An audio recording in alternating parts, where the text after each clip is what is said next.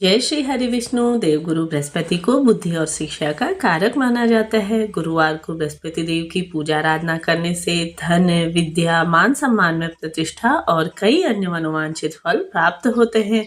तो चलिए प्रिय श्रोताओं, आज हम गुरुवार व्रत कथा यहाँ पे प्रारंभ करते हैं। सभी को धन, विद्या, मान सम्मान देने वाले देवगुरु बृहस्पति की कृपा सदैव आपके घर परिवार पर बनी रहे, इसी कामना के साथ कथा हम प्रारंभ करते हैं। तो कथा के अनुसार प्राचीन काल की बात है। किसी राज्य में एक बड़ा ही प्रतापी और दानी राजा राज्य करता था। वह हर गुरुवार को व्रत रखकर दीन दुखियों की मदद करके पुण्य प्राप्त करता, परंतु ये बात उसकी रानी को अच्छी नहीं लगती। वह न तो व्रत करती और न ही दान पुण्य में विश्वास रखती। इतना ही नहीं, वह राजा को भी ऐसा करने से हमेशा मना करती। तब एक समय की बात है, राजा शिकार खेलने के लिए वन चले गए। घर पर दासी और रानी दोनों ही अकेली थी। उसी समय देवगुरु बृहस्पति साधु का रूप धारण करके राजा के दरवाजे पर भिक्षा मांगने आए। साधु ने जब रानी से भिक्षा मांगी तब वह कहने लगी, हे साधु महाराज, मैं इस दान पुण्य से तंग आ गई हूँ। आप कोई ऐसा उपाय बताइए जिससे कि मेरा सारा धन नष्ट हो जाए और मैं आराम से रह सकूं। इतना सुनकर बृहस्पति देव ने कहा, हे देवी, तुम तो बड़ी ही विचित्र हो। संतान और धन से भला कोई दुखी रहता है? अगर अधिक धन है तो उसे शुभ कार्यों में लगाओ, कुंवारी कन्याओं का विवाह कराओ, विद्यालय, बाग बगीचे का निर्माण कराओ, जिससे तुम्हारे दोनों लोग सुधरेंगे। परंतु साधु की इन बातों से रानी को खुशी नहीं हुई। उसने कहा कि मुझे ऐसे धन की क्या आवश्यकता है जिसे मैं दान दूं या जिसे मुझे संभालने में मेरा तो सभी समय नष्ट हो जाए।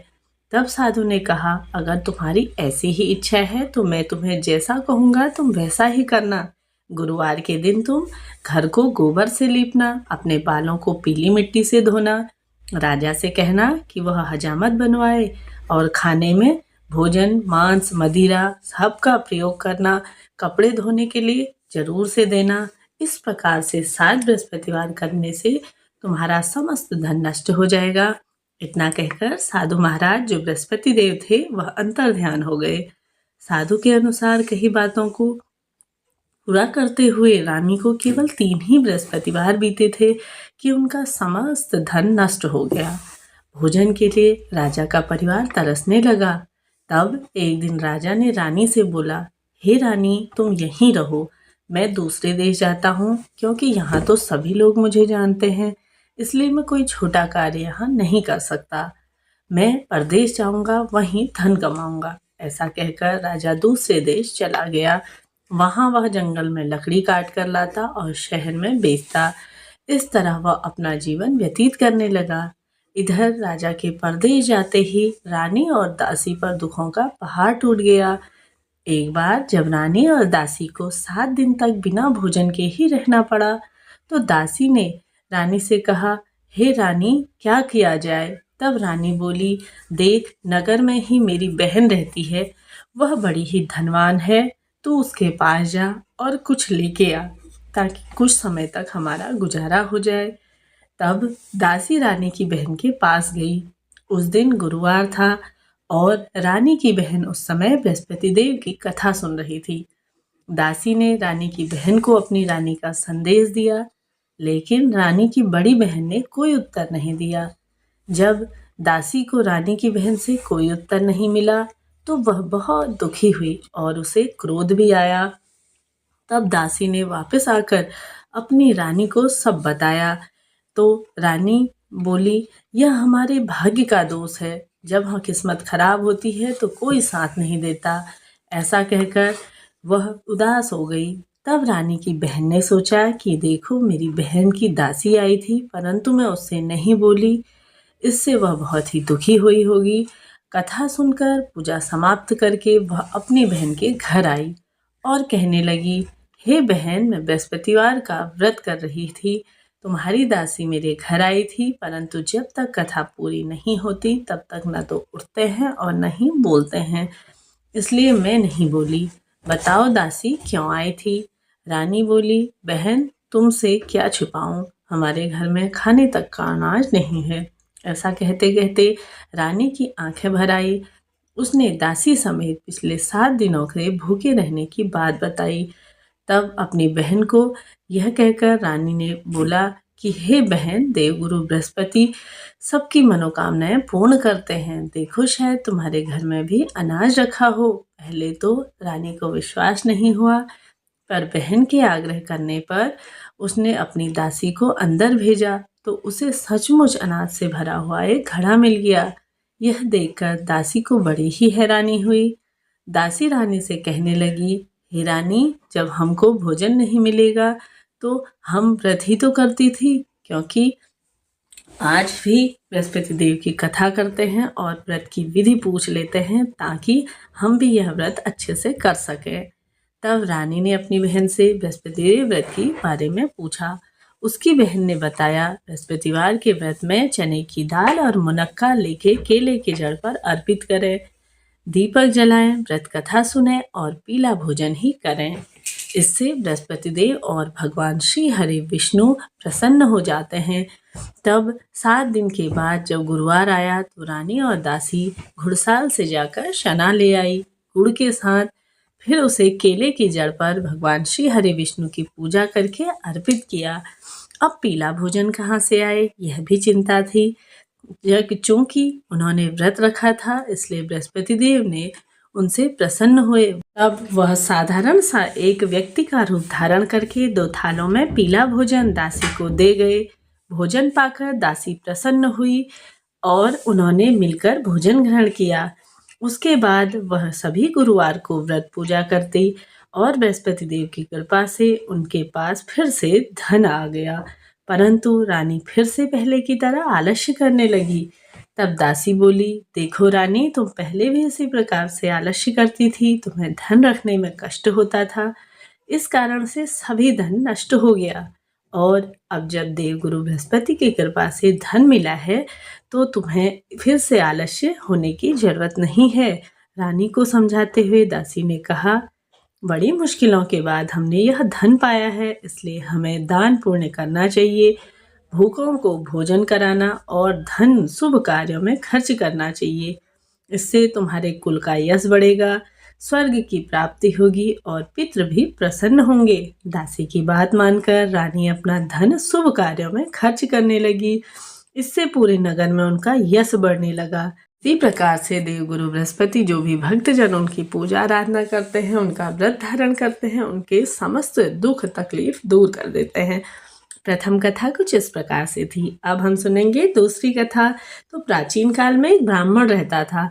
वह बहुत ही निर्धन था। उसकी कोई संतान नहीं थी। उसकी स्त्री बहुत ही मलिनता के साथ रहती। वह न तो स्नान करती, न किसी देवी देवता का कभी पूजन करती। इससे ब्राह्मण देवता बहुत ही दुखी हो गए। बेचारे बहुत कुछ कहते, किंतु उनका परिणाम कुछ नहीं मिलता।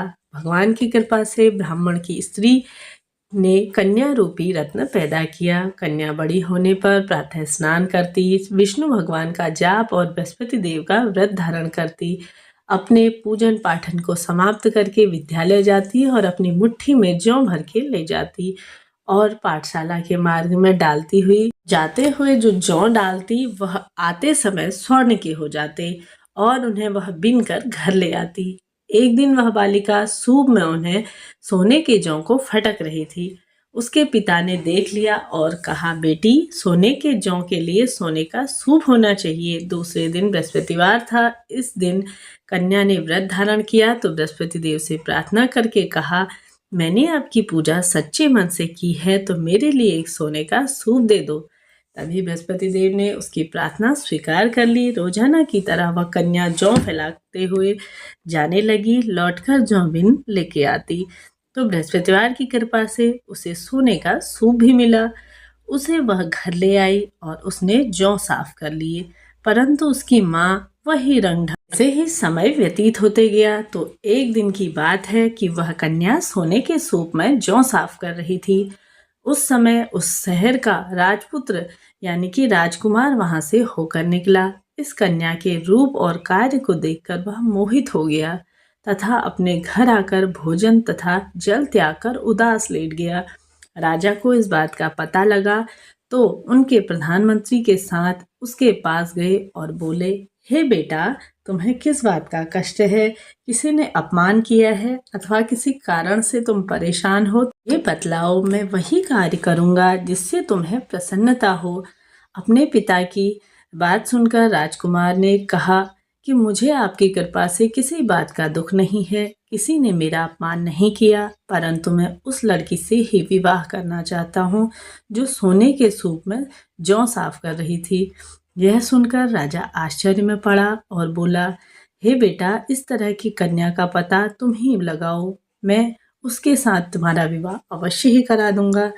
राजकुमार ने उस लड़की के घर का पता बतलाया। तब मंत्री उस लड़की के घर गए और ब्राह्मण देवता को सभी हाल बतलाया। ब्राह्मण देवता राजकुमार के साथ अपनी कन्या का विवाह करने के लिए तैयार हो गए।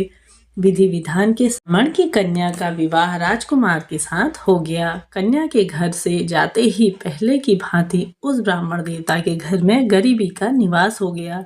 अब भोजन के लिए भी अन्न बड़ी मुश्किल से मिलता था। एक दिन दुखी होकर ब्राह्मण देवता अपनी पुत्री के पास गए। तब बेटी ने पिता की दुखी अवस्था को देखा और अपनी माँ का हाल पूछा। तब ब्राह्मण ने सभी हाल कहा।